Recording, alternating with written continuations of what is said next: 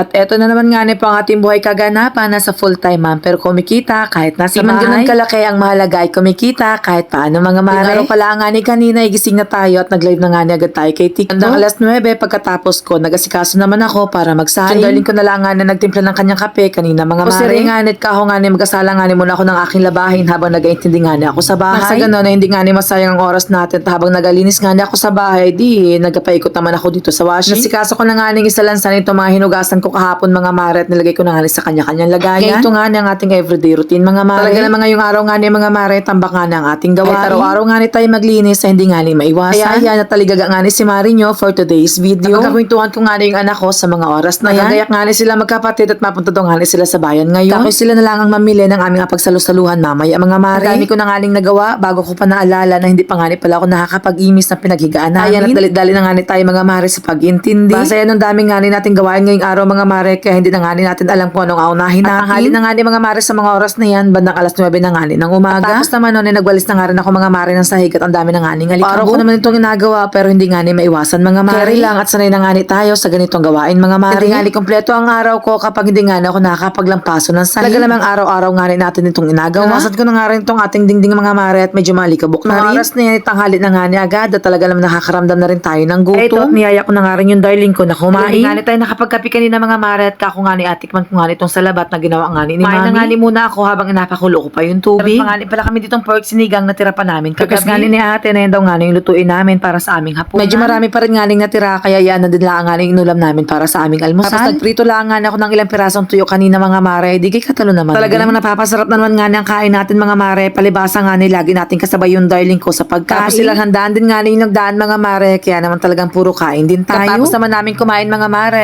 Hindi na nga ni tayo nagpahinga at tagasikaso na nga ni tayo para maglinis ng bahay. Talaga naman maghapon na walang pahinga ang kumarin. Kaya lang yan at sanay na nga ni tayo sa ganitong gawain. Yung baga namang araw-araw nga natin ginagawa ito mga mare. At ito lang nga ni mga mare kasimple ang aming buhay dito sa aming probinsya.